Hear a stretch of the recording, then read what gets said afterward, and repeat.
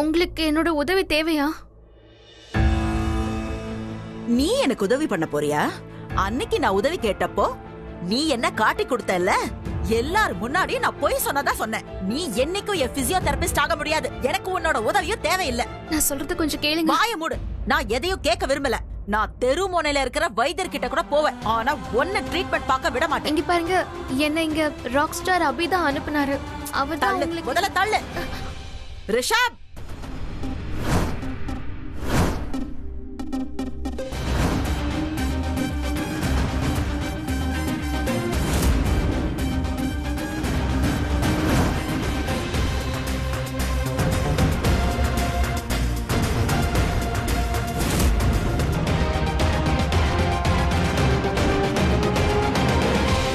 John, John, back எடுத்துட்டு வா.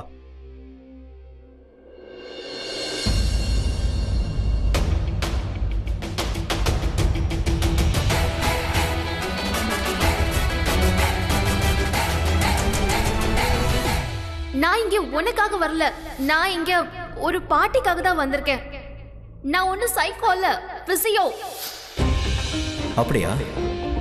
அப்படின்னா அந்த பொண்ணு என் வீட்டுக்குள்ள நுழையிறதுக்கு இந்த புது வழியை தேர்ந்தெடுத்திருக்கான்னு அர்த்தம். எனக்கு நெருக்கமாக பார்க்குறேன். ரொம்ப புத்திசாலிதான். ஆனால் நான் அந்த மாதிரி என்னைக்கும் நடக்க விட மாட்டேன். அவளோட இந்த திட்டத்தை நான் முறியடிச்சு ஆகணும்.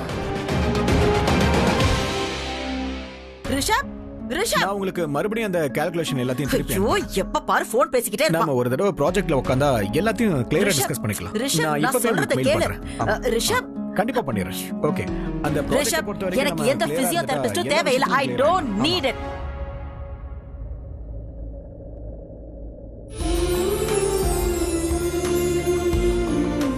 நீங்க இதை வச்சுக்கோங்க. ஆனா இந்த பையனுக்கு தண்டனை கொடுக்காதீங்க.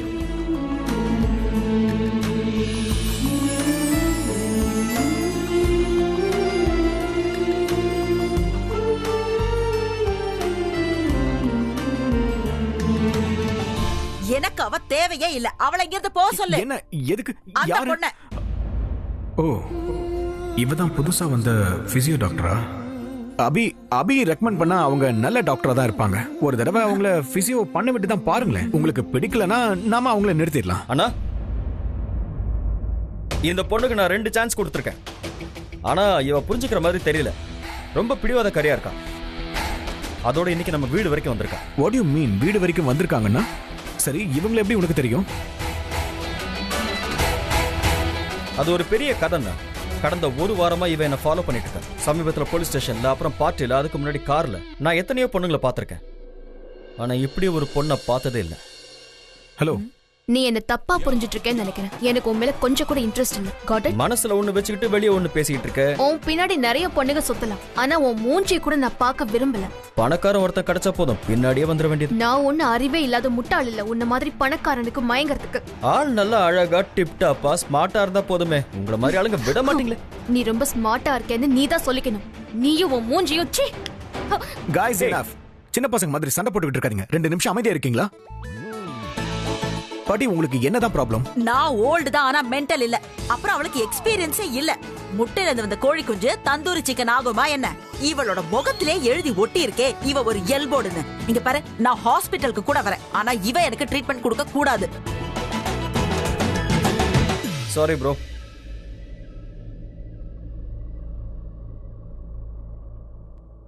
I'm sorry. என்னால உங்களுக்கு இந்த ஜாப்பை கொடுக்க முடியாது. ஆனா நீங்க பாட்டியை ஹாஸ்பிட்டலுக்கு போக சொல்லி கன்வின்ஸ் பண்ணீங்கல்ல, அதுக்கு உங்களுக்கு ரொம்ப ரொம்ப தேங்க்ஸ்.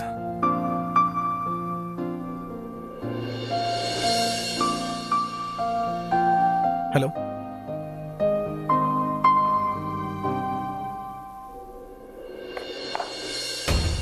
வாவ், என்ன அருமையான ஷாட். நேரா வீட்டுக்கு வெளியே போயிடுச்சு.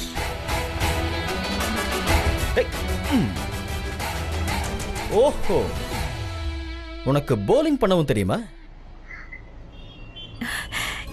என்னோட இந்த சந்தோஷத்தை யார்கிட்ட சொல்றதுன்னே புரியல.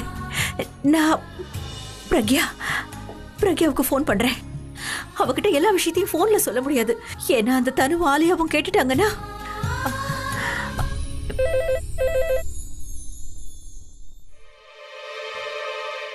யா ஆலியா பேசுற.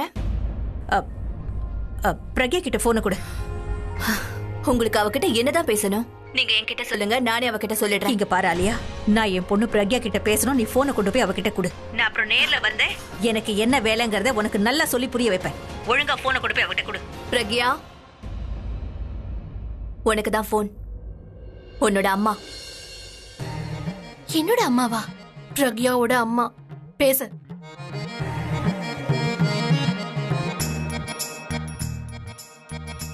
ஹலோ அம்மா. ஹலோ பிரக்யா. பிரக்யா, நீ ஒரு முறை வீட்டுக்கு வந்துட்டு போமா. நான் உங்ககிட்ட ஒரு முக்கியமான விஷயம் பேசணும். அம்மா, என்னால இப்போ வர முடியாது. ஏன்னா வீட்ல இன்னும் சமையல் வேலை முடியல. அப்புறம் பாட்டி பர்ச்சேஸ்க்கு வேற போகணும்னு சொன்னாங்களே, என்னால அவங்க பேச்ச மறுக்க முடியாது. அப்புறம் இன்னொரு விஷயம். சொல்லுங்க பெரியமா. இதோ பெரியமா வேற கூப்பிடுறாங்க என்ன. நீ ஒரு நல்ல மனைவி, நல்ல மருமகளா இருக்கேன்னு எனக்கும் தெரியுமா. உனக்கு நிறைய கடமைகள் இருக்கு, ஆனா உங்க அம்மாவுக்கும் சில ஆசைகள் இருக்குல்ல. நான் தான் முக்கியமான விஷயம்னு சொல்றேன்ல. ஒரு முறை வீட்டுக்கு வந்துட்டு போமா. கொஞ்சம் சீக்கிரமா வாமா, வா. கடவுளே, இவங்க சொன்னா கேட்கவே மாட்டாங்க. இது எவ்வளவு சந்தோஷமான விஷயம் தெரியுமா. நீ கேட்டேன்னா நிஜமாவே சந்தோஷத்துல துள்ளி குதிப்பேன். கொஞ்சம் சீக்கிரம் வீட்டுக்கு வந்துருமா. நான் கண்டிப்பா அந்த விஷயத்தை உங்ககிட்ட சொல்லி ஆகணும். சரிம்மா, சரி சரி, ஓகே, நான் வரேன். சீக்கிரம் வந்துரு. சந்தோஷமா, ரொம்ப சந்தோஷம். உங்களோட சக்கர வியூகம் இருக்கே, அது பெருசாக்கிட்டே போகுது. தயவு செஞ்சு என்ன இதுல சிக்க வைக்காதீங்கன்னு சொன்னேன். ஏற்கனவே எனக்கு இவ்வளவு பெரிய குடும்பத்தை கொடுத்திருக்கீங்க. ஒருவேளை எந்த வீட்டு பிரச்சனையா இருந்தா நான் சமாளிச்சிருப்பேன். ஆனா என் தலையில இந்த அம்மா பாட்டியை எதுக்காக கட்டி விட்டுருக்கீங்க? இப்ப அவங்க என்ன வீட்டுக்கு கூப்பிடுறாங்க, நான் எப்படி அங்க போவேன்? எனக்கு அவங்க அட்ரஸ் தெரியுமா என்ன? அந்த சரளா அம்மா இருக்காங்களே, அவங்க சாதாரணமானவங்க இல்ல. நீங்க வேணா பாத்துக்கிட்டே இருங்க. ஒரு நாள் இல்ல ஒரு நாள் நிச்சயமா அவங்க நான் யாருங்கிறத கண்டுபிடிச்சிட்டு போறாங்க. வாய மூடு. அவங்க மட்டும் என்ன பிடிச்சிட்டாங்கன்னா எழுதி வச்சுக்கோங்க, உங்களோட மொத்த கதையும் முடிஞ்சது. நீ வர முடியாதுன்னு சொல்லிருக்கலாம்ல. ஆனா நான் தான் என்ன ஆனா?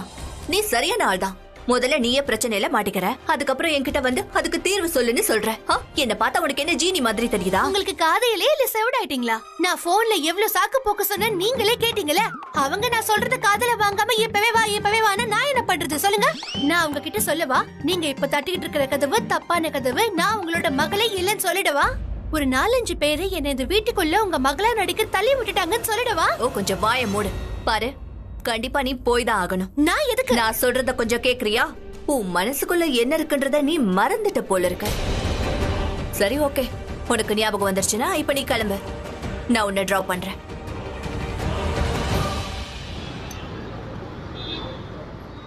வாழ்க்கை என்னை எப்படிப்பட்ட கட்டத்துல கொண்டு வந்து நிறுத்திருக்கு.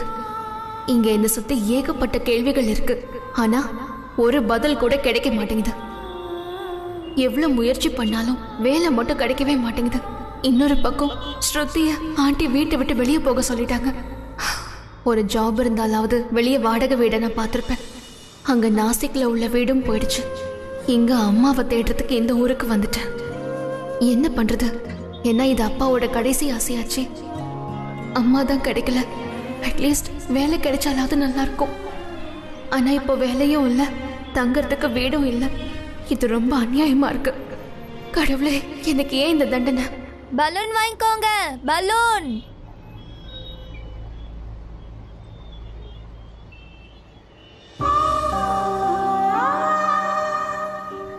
இங்க நான் என்னோட கஷ்டத்தை நினைச்சு எவ்வளவு டென்ஷனா இருக்கேன்.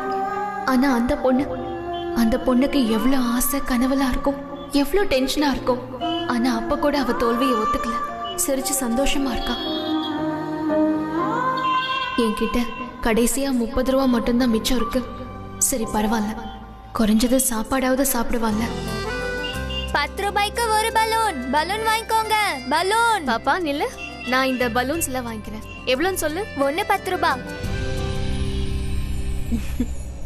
3 பலூன் கொடு. உங்களுக்கு உங்க ஹீரோ கண்டிப்பா கிடைப்பாரு. நீங்க அவருக்கு இந்த பலூனை கொடுங்க, அவர் உங்களுக்கு நிரந்தரமான அடிமை ஆயிடுவாரு.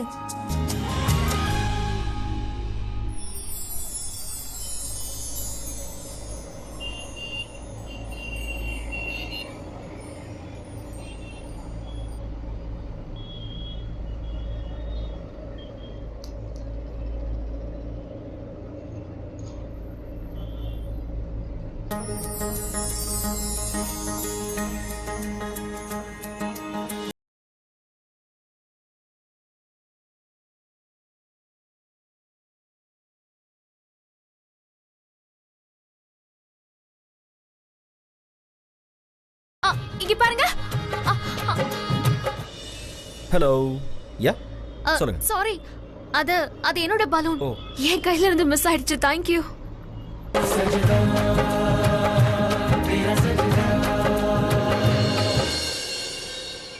வாவ், நீ என்கிட்ட நெருங்கிறதுக்கு ட்ரை பண்ணிக்கிட்டே இருக்க போல இருக்கேன். உனக்காக நான் வீடு ஃபுல்லா பெஸ்ட் கண்ட்ரோல் அடிச்சேன். ஏன்னா நீ மறுபடியும் வீட்டுக்குள்ள வந்துடக்கூடாதுங்கிறதுக்காக. ஆனா நீ கேட்கவே மாட்டேங்கிற. பிகாஸ் நீ ஒரு சைக்கோ இல்ல. You know that right?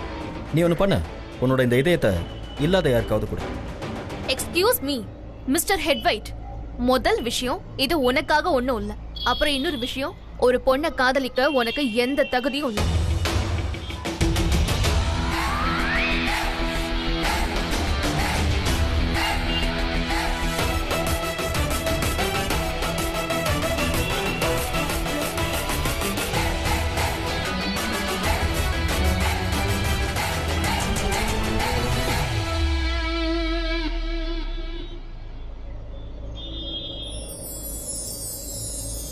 இது யாரோட இதயம்? பாட்டிங்க பாருங்களேன், யாரோ ஒருத்தர் இதயத்தை தொலைச்சிருக்காங்க. ஆனா இப்ப இது என்னோட இதயம்.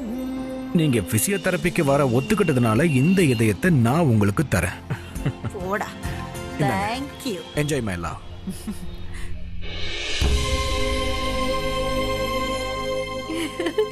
நான் இப்ப சொல்ல போற விஷயத்தை உன்னால நம்பவே முடியாது. அதே தான் நானும் சொல்றேன், நம்ப முடியாது.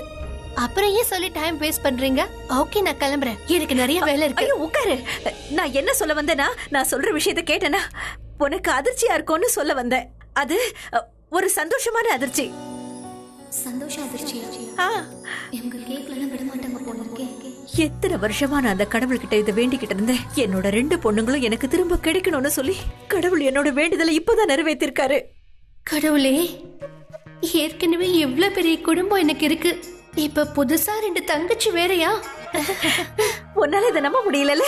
என்னால கூடதான். ஒருவேளை நம்ம விதியில இப்படித்தான் நடக்கணும்னு எழுதி வச்சிருக்கோம் என்னவோ. அபிதான் அவங்களை இங்க கூட்டிட்டு வந்தாரு.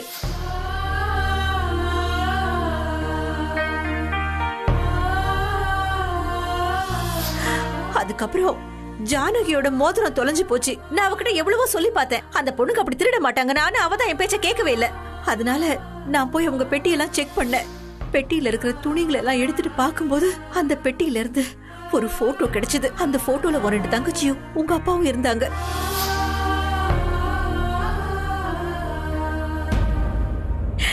உன்னால இத நம்ப முடியல? என்னால நம்ப முடியல. அவங்க 2 பேரும் உன்னோட தங்கச்சிங்க தான். என்னோட 2 பொண்ணுங்க, அத்தையோட பேத்திங்க. சரளா, நீ சொல்றது உண்மையா? ஆமா அத்தை, நான் சொல்றது அவங்க 2 பேரும் நம்ம பொண்ணுங்களா? ஆமா அத்தை. அவங்கள முதல் முறையா பார்க்கும்போது என்னால கண்டுபிடிக்கவே முடியல. ஆனா எனக்கு இப்ப என்ன தோணுதுன்னா, அவங்க 2 பேரையும் கட்டி புடிச்சுக்கிட்டு அழணும் போல இருக்குது. இத்தனை வருஷமா அவங்க மேல காட்ட முடியாத அன்பையும் பாசத்தையும் கொட்டணும் போல இருக்கு. ஆனா அவங்க 2 பேருக்கு என்ன பிடிக்காது. ஒருவேளை நான் தான் அவங்க அம்மான்னு சொன்னேன்னா அவங்க என்ன விட்டுட்டு போனாலும் போயிடுவாங்க. அப்புறம் எப்படிமா நம்ம அவங்கள தடுத்து நிறுத்த முடியும்? அதுக்காக தான் அத்தை இப்ப நான் பிரக்யாவை இங்க வர சொல்லியிருக்கேன். நீ புத்திசாலி பொண்ணு தானேமா, நீயே சொல்லு. அவங்க 2 பேரும் இங்கேயே இருக்கணும்னா நான் அதுக்கு என்ன பண்ணணும்? அம்மா, உன்னாலதான் உறவுகளை பத்தி புரிஞ்சுக்க முடியும். நீயே ஒரு வழி சொல்லு. அவங்க 2 பேரும் எப்பவும் இந்த வீட்டை விட்டு போக கூடாதுன்னு அதுக்கு நான் என்ன பண்ணணும்? நீங்க கண்ணாமூச்சி விளையாட்டு விளையாடுங்க. அப்படின்னா என்ன? கண்ணாமூச்சி விளையாட்டா? சரி, நீங்க அவங்க 2 பேரையும் உங்களோட பொண்ணுங்கன்னு சொல்லிக்கல. இப்போதைக்கு உங்க உறவை காமிச்சுக்காதீங்க. அப்புறம் அவங்க 2 பேரும் இந்த வீட்டுல இருந்துருவாங்க. உங்களால முடிஞ்ச வரைக்கும் நீங்க அவங்க மேல நிறைய பாசத்தை காட்டுங்க. அவங்களுக்கு உங்க அன்பை புரிஞ்சிடும். ஒரு தடவை அன்போட உறவு உண்டாயிடுச்சுன்னா அப்புறம் அதை யாரு பிரிக்க முடியும்? அத ஏமா கேக்குற? உங்க அம்மா அந்த வழிய எப்பவோ க்ளோஸ் பண்ணி முடிச்சிட்டாங்க. எவ்வளவு உயரமான சவர் எழுப்பிட்டாங்கன்னா ஜன்னல கூட சாத்திட்டாங்க. எனக்கு புரியல. அதாவது உங்க அம்மா வந்து அந்த சின்ன பொண்ணை எந்த அளவுக்கு திட்டினாங்கன்னு சொன்னா கன்னத்துல கூட அரைஞ்சிட்டாங்கன்னா பாரு. போதாதுக்கு லக்கேஜ பேக் பண்ண சொல்லிட்டாங்க. சாயங்காலம் வரைக்கும் தான் அவங்களுக்கு இங்க தங்கறதுக்கு பர்மிஷன் கொடுத்துருக்காங்க. இப்ப சொல்லு, அவங்களை எப்படி தடுக்கிறது? என்கிட்ட ஒரு ஐடியா இருக்கு. பாருங்க, நம்ம பெரியவங்க சொல்லிருக்காங்கல்ல, ஒரு வேலையை நிமிர்ந்து செய்ய முடியலன்னா அதை வளைஞ்சு கொடுத்து செய்யலாமா. எந்த வேலை அன்பா சொல்லி நடக்கலையோ அதை மிரட்டிதான் நடக்க வைக்கணும். அப்படின்னு என்ன சொல்ற? அவங்க 2 பேரும் எங்க வாடகைக்கு தானே இருக்காங்க, வாடகை கொடுத்துதான் ஆகணும். அப்புறம் 2 நாள்ல அவங்க கிட்ட அவங்க வாடகை கொடுத்தாகணும்னு சொல்லுங்க. அந்த சின்ன பொண்ணு கெட்டிக்காரின்னு சொன்னீங்கல்ல, அவ 1 மாசம் தங்காம கண்டிப்பா வாடகை எல்லாம் கொடுக்க மாட்டா என்ன. அப்புறம் அவங்க 2 பேருக்கு இன்னும் வேலை கூட கிடைக்கல, கரெக்டா? கையில காசு இல்ல, இதுல உங்களுக்கு வீட்டு வாடகை வேற கொடுக்கணும். அப்ப நீங்க அவங்க கிட்ட 1 மாசம் மட்டும் இருந்துட்டு வாடகையை கொடுத்துட்டு கிளம்ப சொல்லுங்க. கிடைச்சிருக்கிற இந்த 1 மாசத்துல நீங்க உங்களோட உறவை அவங்க கிட்ட புதுப்பிச்சுக்கோங்க, சரியா? நல்ல யோசனை ஐடியா சொன்னேன். எனக்கு நல்லா தெரியும் நீ ஒரு புத்திசாலி பொண்ணு. நான் எவ்வளவு கஷ்டத்துல இருந்தாலும் நீ என்ன அதுல இருந்து கண்டிப்பா வெளியில கொண்டு வந்துருவ. இப்போ பிரச்சனை முடிஞ்சு போச்சுன்னா வீட்டுக்கு கிளம்பட்டுமா? என்ன மாதிரி உடனே போற? உனக்காக நான் பாயசம் எல்லாம் பண்ணி வச்சிருக்கேன். அதை நீ சாப்பிடாம இங்க இருந்து போயிடுவியா? நீ இங்கே இரு, நான் போய் உனக்கு பாயசம் கொண்டு வரேன். அத்தை வாங்க.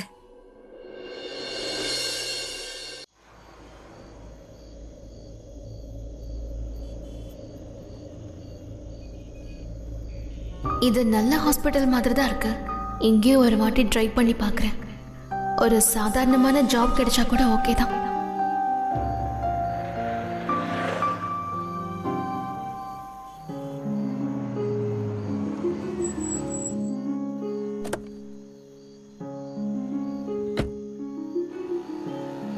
வாங்க பாட்டி.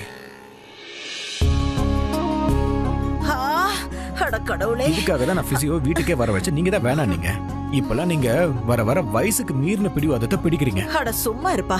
ஏற்கனவே இந்த கால் வலியால துடிச்சுக்கிட்டு இருக்கேன். அதோட நான் பிடிவாதக்காரி தான். வயசானவங்களுக்கு பிடிவாதம் பிடிக்கிறதுக்கு உரிமை இருக்கு. நீ ரொம்ப பேசின அப்புறம் என் கால் சுத்தமா நடக்க முடியாதபடி நானே உடைச்சிடுவேன். மறுபடியும் எமோஷனல் பிளாக்மெயில் ஆரம்பிச்சிட்டீங்களா? நான் எங்க எமோஷனல் பிளாக்மெயில் பண்றேன்? அட யார் நீ? யாருன்னு கேக்குறல? உங்க செப்பல் அவருங்க. ஐயோ, இது அதே பொண்ணுதா? என்ன பழிவாங்க வந்திருக்கியா? இவள பாரு, பாரு என்ன பண்ணிட்டு இருக்கானே பாரு. ஐயோ, நீங்க கொஞ்சம் பொறுமையா இருங்க. எதுவும் செய்ய வேண்டாம் சொல்ல. கொஞ்சம் பொறுமையா பண்ணுங்க. அவ்வளவுதான் முடிஞ்சது.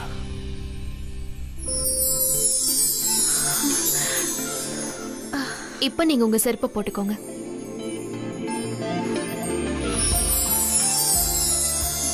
உங்க டாக்டர் கிட்ட கேட்டு ஒரு பெயின் கில்லர் எடுத்துக்கோங்க. தினமும் ஒரு தடவையாவது இவங்களோட காலை லைட்டா மசாஜ் பண்ணி விடுங்க. நீங்க உங்களோட காலை சுடு தண்ணிக்குள்ள உப்பு மிக்ஸ் பண்ணி வச்சீங்கன்னா உங்களோட மொத்த வலியும் போயிடும். அப்புறம் உங்களோட போனை நான் இப்ப செட் பண்ணிட்டேன். நான் ஒன்னு சொல்லவா? நீங்க இந்த மாதிரி குழந்தைங்க மாதிரி அடம் பிடிச்சா அப்புறம் உங்க கால் வலி என்னைக்கும் குறைய போறதில்ல. இப்ப நீங்க தான் டிசைட் பண்ணணும். இப்ப நீங்க அடம் பிடிக்க போறீங்களா இல்ல டான்ஸ் பண்ண போறீங்களா? Excuse me.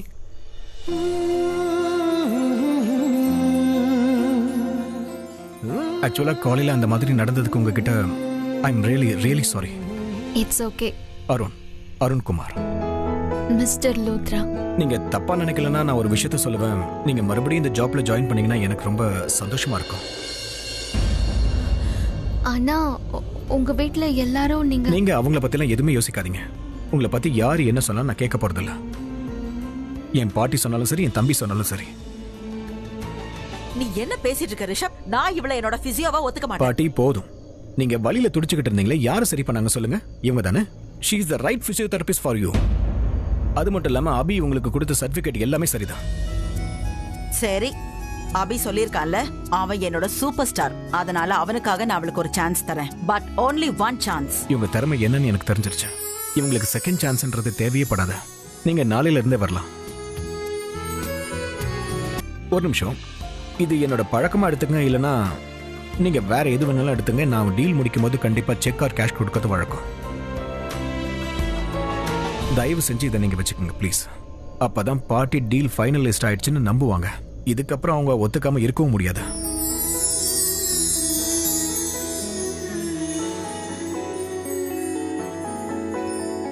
சோ நாளைக்கு காலையில எங்க வீட்டுக்கு வந்துருங்க. Okay. All the best. Thank you.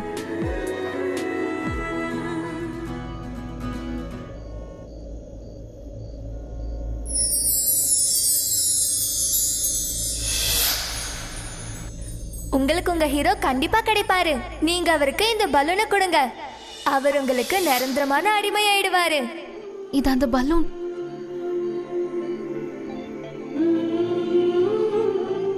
யார் இதையும் தெரியல. அது பறந்து என்கிட்ட வந்து சேர்ந்துருச்சு. நீங்க எதுக்கு கேக்குறீங்க? ஓ கமான் பிரீதா, ஒரு சின்ன பொண்ணு சொல்லிட்டாங்கிறதுக்காக நீ அதை சீரியஸா எடுத்துக்கணும்னு அவசியம் இல்லை. ஓகே.